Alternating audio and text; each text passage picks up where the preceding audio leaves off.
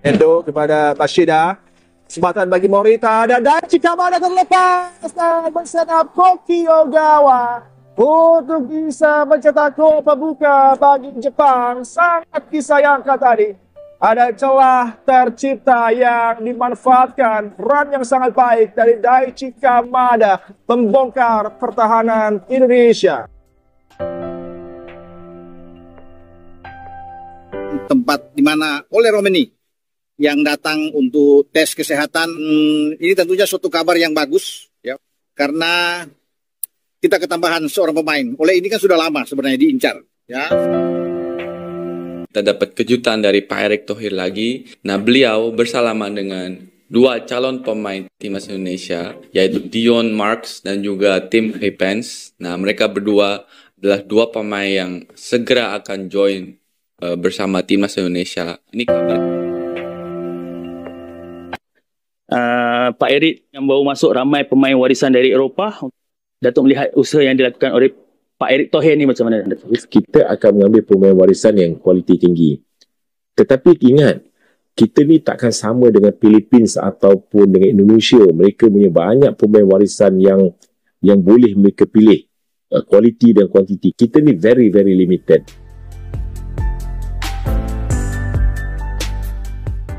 Itulah kecemburuan Malaysia terhadap sepak bola Indonesia. Tapi, walaupun telah bikin iri Malaysia, tim Garuda harus mengakui keunggulan Jepang pada laga di Stadion Bung Karno, 15 November 2024. Tim Garuda harus bertekuk lutut dengan skor 0-4 dalam kualifikasi Piala Dunia 2026. Dan Indonesia harus berada di dasar klasemen grup C untuk sementara ini.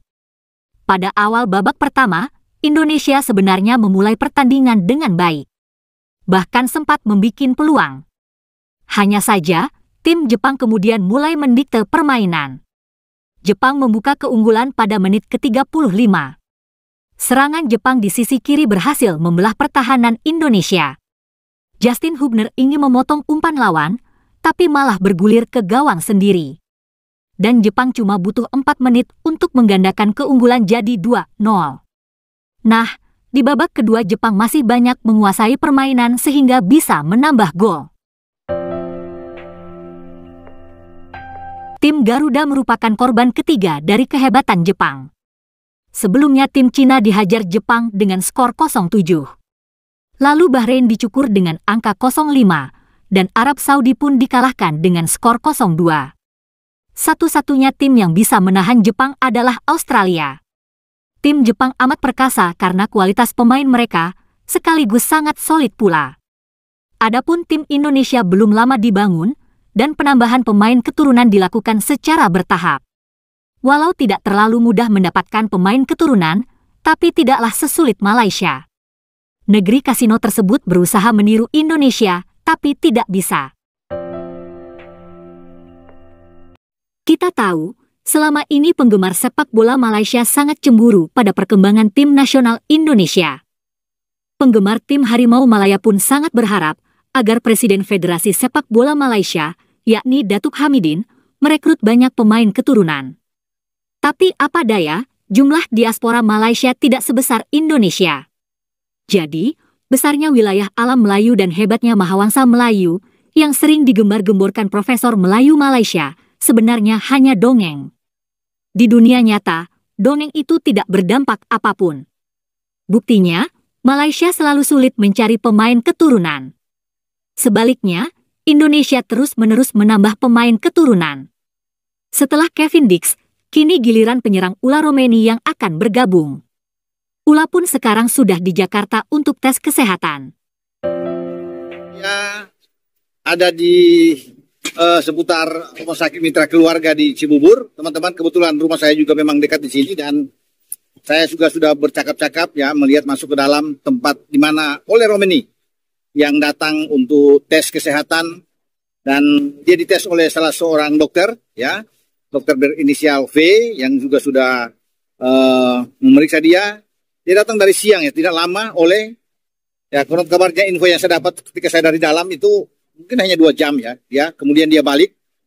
Dan ini tentunya suatu kabar yang bagus, ya sukacita buat kita, buat penggemar sepak bola Indonesia, karena kita ketambahan seorang pemain. Oleh ini kan sudah lama sebenarnya diincar. Ya, sudah pernah berhubungan juga berbicara dengan Pak Erik sebagai ketua umum. Dan dia penuh pertimbangan pemain FC Utrecht ini sebelum dia memilih tentunya untuk datang dan sudah punya tekad ya bulat bahwa dia ingin menjadi pemain tim nasional kita ya, mengikuti rekan-rekan sebelumnya ya, ada Calvin Verdong, Tom Hai, Ragnar Oratmangun tentunya dengan Ivar Jenner, Rafael Stuik, banyaklah. Sebelumnya kan ada Sandi, ada Sain Patinama, bahkan ada Jai, terakhir ada Kevin Dix, Messilgers, Eliano Reinders, semua Nathan Cho, Justin Hapner, itu semua adalah pemain dari asal Belanda yang saat ini sudah menjadi anak bangsa dan Ole menyusul. Berarti ketersediaan kita untuk pemain depan itu sudah ada. Tinggal kapan Ole akan diambil sumpah, tentunya akan berproses, teman-teman ya. Dia akan bersalaman dengan Pak Erick Thohir dan setelah itu mungkin akan makan malam bersama, akan diumumkan mungkin saja setelah pertandingan atau besok ya. Itu tergantung dari pembicaraan dengan Pak Ketua Umum. Yang pasti kita bisa mendapatkan seorang striker karena ini kita kekurangan memang di garis depan atau di lini serang. Jadi kita perlu. Sebelumnya juga muncul nama-nama seperti Mauro Silstra. Tapi akhirnya Ole yang muncul dan tahun depan pasti mungkin akan ada lagi di mana Mauro Silstra akan ikut di dalam kloter berikutnya.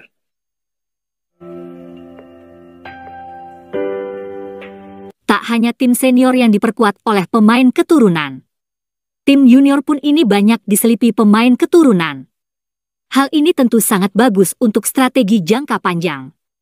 Dan baru-baru ini 2 pemain keturunan telah bergabung untuk tim usia di bawah 20 tahun.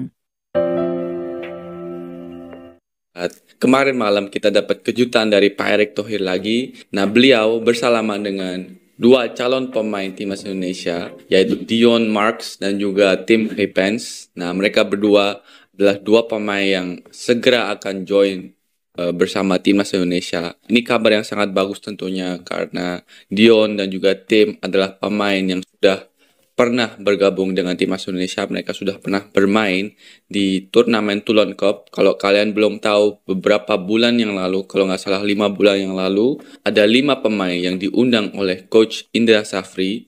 Nah, waktu itu beberapa bulan yang lalu sebelum turnamen Toulon itu, Coach Indra berangkat ke Belanda untuk langsung bertemu dengan pemain-pemain tersebut. Nah, waktu itu ada Safi Woudstra, ada Kaya Simons, ada Dion Marks, ada Jens Raven juga, terus ada Tim Hepens, ada nggak? Oh, Tim Hepens belum ada waktu itu. Terus yang satunya itu Maures Mohinoke.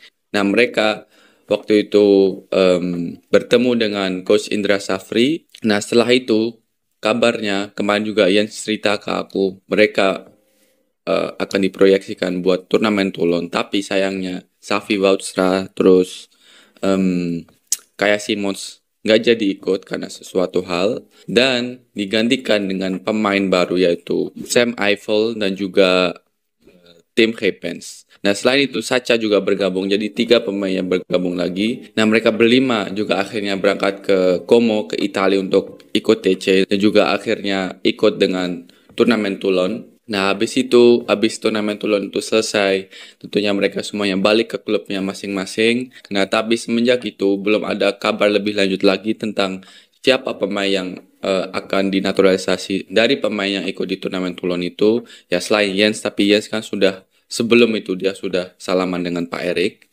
dengan Calvin Verdong. Nah, selain Jens, waktu itu kita belum tahu siapa yang akan dilanjutkan proses naturalisasinya. Nah, setelah beberapa bulan ada info kalau Dion dan juga Tim akan dinaturalisasi, tapi waktu itu masih belum ada kelanjutannya kabarnya. Dan akhirnya bulan ini, minggu lalu kalau nggak salah, Dion dan juga Tim berangkat ke Indonesia. Aku juga dapat kabar dari Dion juga kalau dia berangkat ke Indonesia. Dan dia juga akan nonton pertandingan timnas Indonesia melawan Jepang hari ini.